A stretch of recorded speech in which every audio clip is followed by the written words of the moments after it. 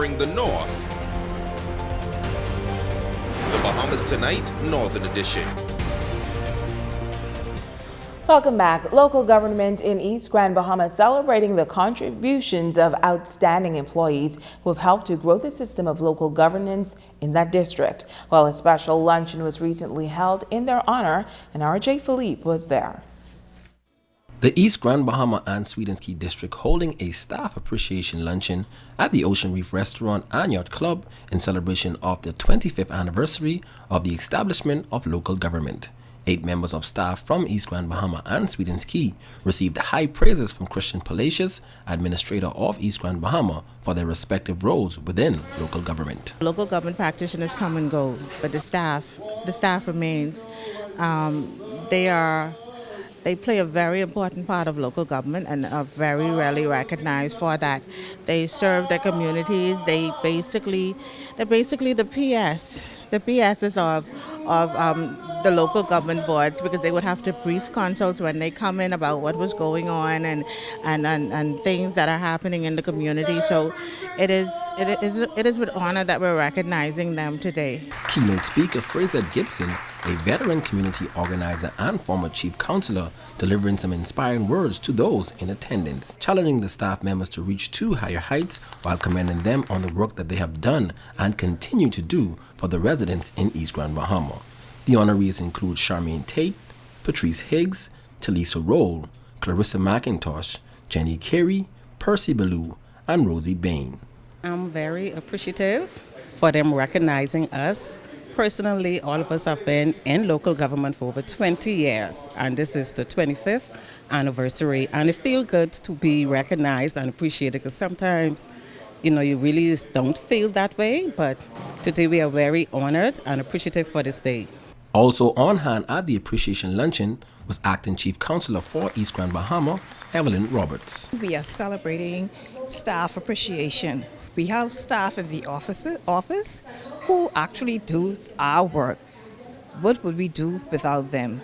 According to organizers, this year's Silver Jubilee celebrations was strategically designed to highlight council members and administrative staff that have been the glue over the years, and particularly during post-Hurricane Dorian and now the current issues surrounding COVID-19. I'm Jay Philippe, ZNS Network News.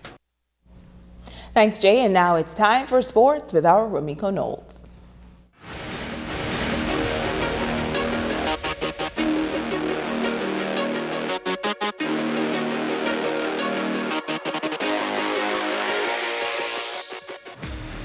This is ZNS Total Sports, the source for sports in the North. I'm Ramiko Knowles. Topping sports health officials noting during the Office of the Prime Minister's press briefing that on the 13th of November, the emergency orders will fall away. But what does that mean for sports in the country? Several events are scheduled to take place in the nation's capital as well as in Grand Bahama. The Minister of Health says they are looking at adopting some of the measures used internationally to host these events. This has been brought up because there's some events that's coming to the country. Sporting events, and we know from other parts of the world they can create a bubble, and so our team is looking on ways on how we can create a similar environment for these type of events.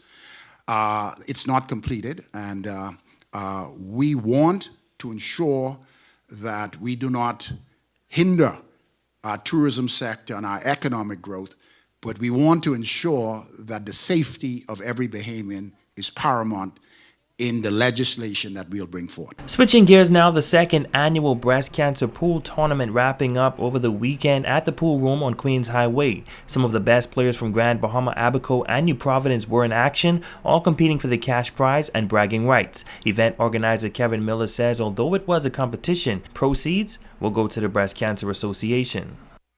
We have players from mostly Nassau, Grand Bahama, and one player from the U.S. coming to battle for this tournament or for the championship.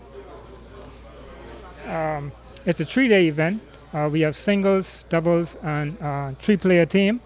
And so obviously we're going to have a lot of competition going on for the next few days. Looking to walk away with the overall prize is Marcio Smith.